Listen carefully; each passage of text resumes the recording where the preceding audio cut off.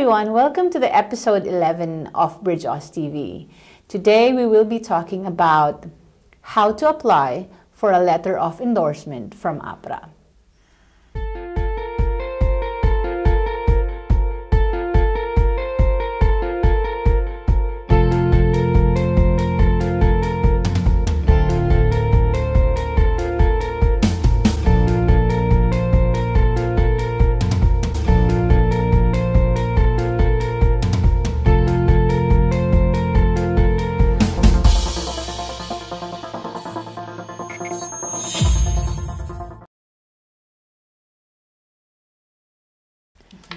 I have here Janine.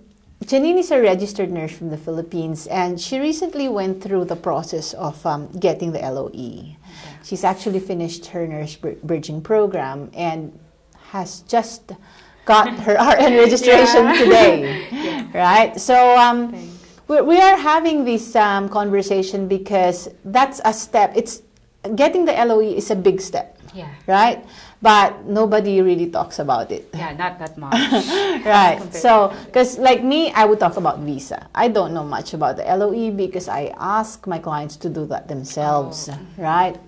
So, just before we start with the LOE, I'll just talk briefly about the preparation of nurses going through a nurse bridging program, right? So, the first step really is to get the IELTS, the English language requirement, which can be an IELTS 7.0 in each band, a PTE 65, again in each band, or an OETB.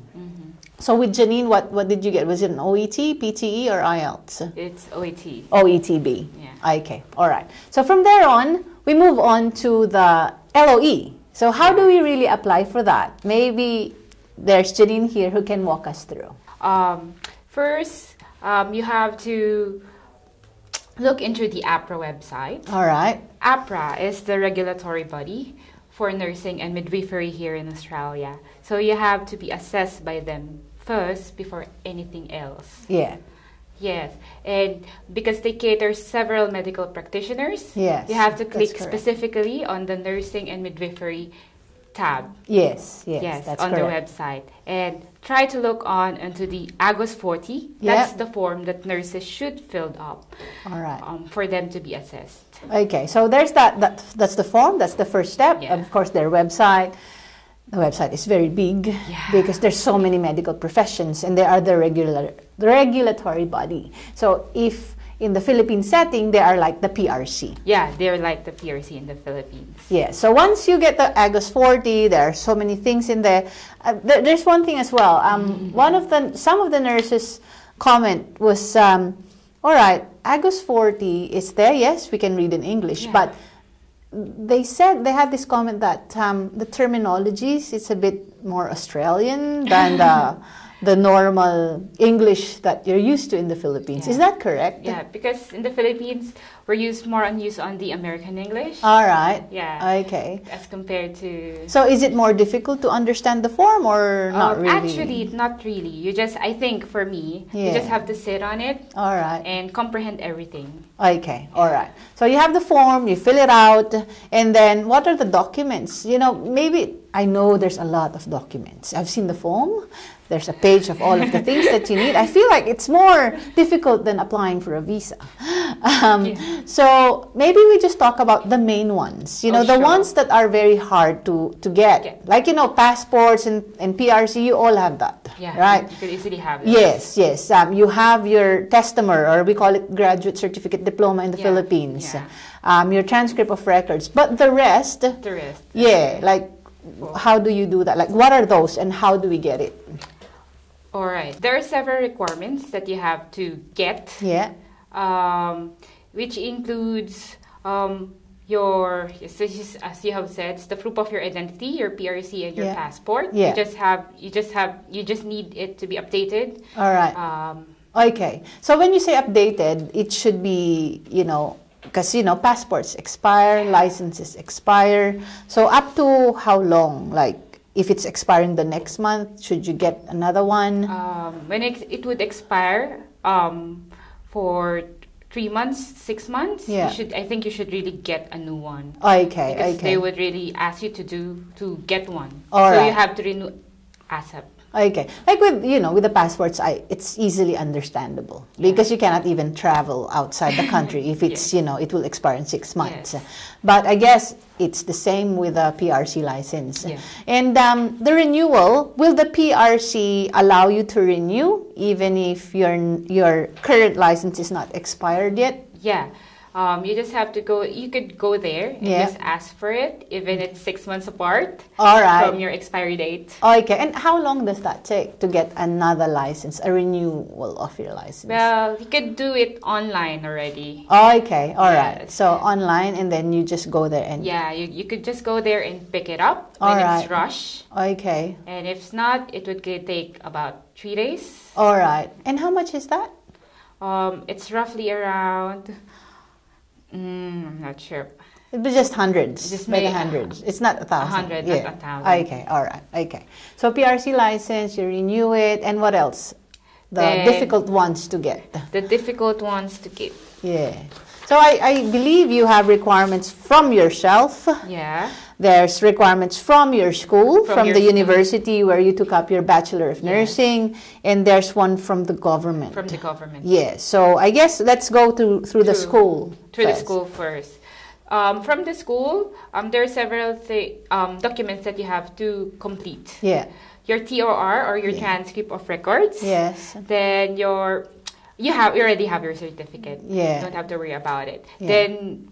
Then your summary of your related learning experience or your RLE, which Okay. includes the Rs All right. that you had during your placement in the Philippines. And which hospital as well? Yes. Yeah. Okay. Then your course outline description. All right. Course unit description. Okay. However, AHPRA requires you to submit a different sheet for your pharmacology. Okay. Yeah, so it has to include your pharmacodynamics, pharmacokinetics, All right. then on drug administration and drug computation. Okay. I've heard that, that's the very first thing that they look at, like with dealing with nurses, bringing them here to study, and dealing with RTOs offering the nurse bridging program. They always interview nurses about the drug calculation. Yeah. And if they can't pass that, they won't be allowed to get into the program. And I guess that's why they're requiring that pharmacology. Yeah, that's the reason why I think so. Okay. So that from the school, transcript, RLE, and the course unit description, separate for pharmacology as well. So that's it for the school. That's it for the school. How about, there's something about the standing of the school. Is that from the school or from the government? You have to get the accreditation evidence. Yep. Of your nursing program. All right. Then your school. All right. You have to get those from your school or university. Yeah. And from CHED. Okay. All right. CHED stands for Commission on Higher Education in the Philippines. Yes. All right. So when I say a while ago requirements from the government, that's CHED. So you have to get CHED. some documents from CHED, or a document, I'm not sure. So what do you require from CHED? There's made template that you could get from the website of AHPRA. Of AHPRA. Yeah. It's called Instruction to Education and Instruction to Regulatory Body. Okay. So one for your school and one for CHED. So what is that? Is that so it's a template, but is it a one-pager or many pages? Actually, it's a one template. However, there's an additional sheet. Okay. It's like saying that what it is about. All right. Yeah. Oh, so it's just an information. Just an yeah. information. Okay. However, all you right. have to include it too. All right. For the school to know. So that they would understand. Okay. But when you get it from the school, the accreditation standard, and from CHED, it's just one page. Yeah, it's just one page. And they have to send it. You don't have to send it as per AHPRA's order. You have to have your school send it to AHPRA directly. So we've covered what the school what you can get from the school, from the government, which is CHED, your own personal documents, your identity. What else? COGS. You know, Yeah, I always COGS. hear that from nurses. Yes, it's And COGS. so I think what it means is certificate of good standing. Yeah, it's certificate. So where do you get that? You could get that from PRC and request that from PRC. All right. Then the PRC needs to directly send it to AHPRA. Okay. Okay. All right. So is that all? So the from your school, from PRC, which is still a government entity, Yeah. right? SHED, yourself. Oh, how about if you have work experience? Yeah. So what do you need from your employers? You need to have your COE or Certificate of Employment. Yep. Statement of service from your employer. All right. So it has to be the latest one. Yeah. So you could request from your HR or from your unit manager. Yeah. Yes. Then also be reminded that it has to include your hospital's letterhead, All right. your role as nurse, Okay. then the hours you had during your work there, then if you work full-time or casually, All right. then it could only be signed actually by 3 people. Yeah. By a nursing manager, Yep. nursing director, and HR head. Okay. Okay. Well, in your experience, so these are the 3 people. Yeah. These are the Is 3 it people. easier to get it from the nurse manager, the unit manager, or from the HR? I know it's different Yeah, per company, per but company. how? For me, I got mine from HR because usually it's HR that process it. All those, yeah, because they All know those how to things. do it anyway. Yes. Yeah. Okay. All right. And okay, so there's a proper format as well from Yeah. was what you've mentioned, the number of hours worked, and whether you're full-time or casual, Yes. and the contact details of the person who has signed it. Okay. So when you have all those things together, you put it all together with your form, all signed and stuff. So where do you send it in Australia? Is there an AHPRA somewhere in the Philippines that you can just send it there? You could send it to any reliable courier. Okay. You could send the paper Yes. to Australia. All right. I got mine through DHL. All right. Okay. And how long does it take? It usually takes like 3 days. 3 days. Okay. All right. And then when it's received, you get an email from AHPRA. Yeah. Okay. All right. And how much is this again? Before it's like 500 Australian dollars. Yes. But now I have just checked it. Yeah. And it's already 660 Australian dollars. Okay. Okay. All right. And then how do you pay for that? Is it a credit card number? Yeah, it's a credit card number. Okay. That it's part of the form. It's part of the firm. Okay. All right. I think it's easier that way anyway than transferring money. All right. So it's all together. Now, there's so many requirements, right? And as a nurse, nurses are always busy. Yes. So realistically, how long would it take to prepare all of those things? If you still have your work Yeah. while you're doing it, roughly around 4 to 6 months. All right. Then if you're already out of duty, Yes. like you're resigned already, maybe it could take you shorter, like 2 to 3 months. Okay. All right. So that's still long, right? Because there's so many requirements and you have so many dependencies. It's not just, your ID, you can do that fast, right? But depending on your HR, depending on your unit manager, depending on CHED, depending on PRC, depending on your leaves, can you be allowed to go on leave for this? And this is the biggest step, I think, from the process of coming to Australia. So in the CV, there's, it's in a chronological order, whether they've become a call center agent or a nurse, because what AHPRA would like to see is the experience in the last 5 years, right? So even if you've moved in different professions, as long as you have work experience there as a nurse, you put it there, explain the gaps, and also all the other jobs not related to the health industry, you don't have to put your employment statement or your COE. Some people think, I'll do nurse bridging program. It's 3 months. It's very fast. Can I apply now? It's not like that. You know, you have to have that English. You have to have this. So 6 months, maybe 3 months with English. So it's almost a year. A year to prepare all of these things. Yes, visa. True. The visa to get to Australia, you have all these. You have your LOE. You have to enroll. Yes. Enrollment is fast. Anyway, if you have the money to pay for it, because you have to pay for it right away. Health insurance, and then the visa. Visa can take, can be days, you know, if it's just a visitor's visa. If it's a student visa, can take, sometimes days, can be 2 months, depending on the case officer, depending on how well your application is placed. You know, you have prepared for it. Yeah, so any other thing? So when it's all together, what's the, you know, is it an original, sorry, a color copy of the original, is that acceptable? Yeah. Or is it has to be certified? It has to be certified, actually. Okay. All right. They have list of people who could certify it. Yeah. If you could just browse the website. Yes.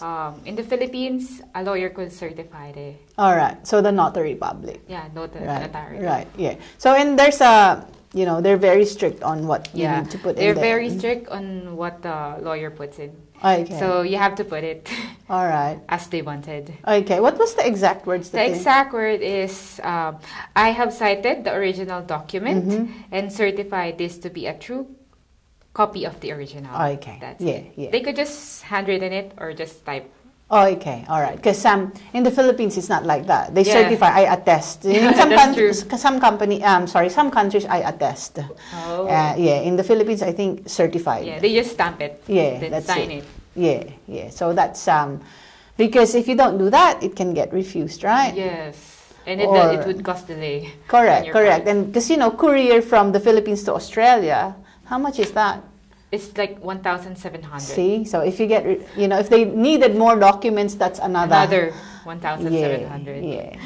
So I guess, you know, the process, it's doable, right? As long as you're disciplined, you know, as long as you know what you do, and as long as people would do their job, True. You know, meaning, you know, your dependencies, the schools and stuff, as long as they give that to you. So what are the other requirements that you need to get, aside from all of the ones that you've already mentioned? Oh, you have to have international police clearance check. All right. Is that the ICHC? Yeah, it's the ICHC. All right. And you have to do that online under Fit to Work. All right. Fit to Work is the website? Yeah, it's the website. Right. Okay. So it's like NBI. Okay. It's like a criminal history check. All right. But you already have NBI as well, right? As part of this. They would ask for that. So police clearance is required. Yes. Yeah. Yes.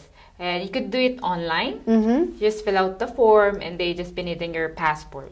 All right. Then you just have to sign the consent online. Okay. And then they would send it directly to AHPRA as well? Yes. The result would be sent directly to AHPRA, so you don't have to worry about it. All right. But your NBI, of course, you get it and then you put it. Okay. All right. And the ICHC, is it required in every country where you live? Like, for example, I'm a nurse. I've worked in Dubai and then Saudi. Yes. And Germany. Yeah. Yes, you have to... there's different code for each country. Okay. So you really have to put it's like for 5 years you've lived in a certain country, you have to encode that you've lived there for those years. Okay. All right. So I believe the CV is also required, right? Yes. Yeah. So with the CV, it's normally, you know, your experience. Is there a format that needs to be followed for that? Yes, AHPRA has its own format for CV as well. Okay. So you just run through it on the website. All right.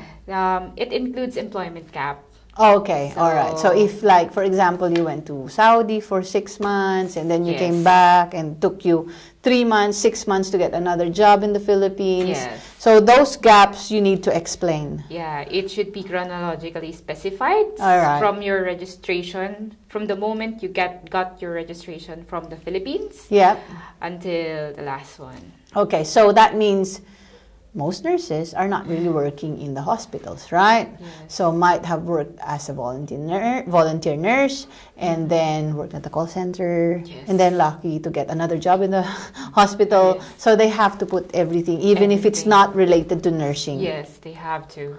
Okay, okay. But because the employment statement, you know, the search statement, what do you call that in the Philippines? Employment statement, that's what we call it. COE. So the employment statement, or what you call the COE, if it's not related to nursing, I would assume they don't need to put the COE for the call centers and stuff, right? Now, coming on to the last question, what are your maybe just 2 or 3 tips for people going through this, you know, like in preparing for their documents, for the LOE? What are your tips for them? What they should or should not do? Okay, so take time. Okay. Take time to read everything, to follow it strictly. Yeah. Then just be patient because it would really take time. It's not just not a snap. You can just get everything. It won't. Yeah, that's a good tip because, you know, most nurses, again, they don't have time. They don't even have time for themselves. Yeah. So when they know, yes, they understand this is an opportunity to come to Australia, but some would just be like, you know, maybe they would not, it's not like they're not serious in doing the forms, but they just don't give ample time. Yeah, that's true. You know, like 30 minutes, I have a break, I will fill this up now. Right? And even, you know, all these sources of documents going from one place to another, depending from where you are from, where you're living, it can take a lot of time. True. Traffic in the Philippines is so heavy. Right? And yeah, take time. And I guess, you know, they have to accept that these things take time. Yes. Right? And your tip about understanding everything, you know, it's not simple. Like, it's not the hardest, but it's not the simplest. And take into consideration that the English here is different from the American English. Yes. So even the forms look different, right? Yes, it's like, you know, it's if you're not used to it, it can take longer. Like maybe a form in an American standard, you might read it in 2 minutes and you know already. But it's in Australian standard, and it's, you know, that's our regulatory body. Yeah. So it's a different format, and it has stricter. And strict in the sense that if they say this, it really meant this. But I guess some people don't really understand what this is. Right? Like COGS. Maybe, I don't know. For me, it was hard to, maybe good standing, I understand that. But is that a normal thing for nurses? Do you always need to get that when you go from one place to another? Yes. Oh, okay. Even in employment in the Philippines. All right. So you always get that from PRC? Yes. Oh, okay. Okay. All right. Okay.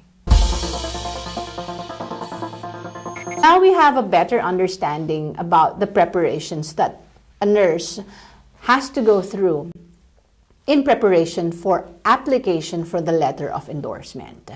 So there are many documents, but if you're disciplined enough and if you understand what the form says, then you'll get there. Just, you know, it can take time. And accept that it takes time and make time for it. I know you're very busy, but that's just what it takes if you really want to be a registered nurse here in Australia. So that's it, and thank you so much, Janine. You're welcome. Thanks. If you want to check if you're eligible to migrate in Australia, please visit our website, www.bridgeaus.com.au, for a free initial assessment.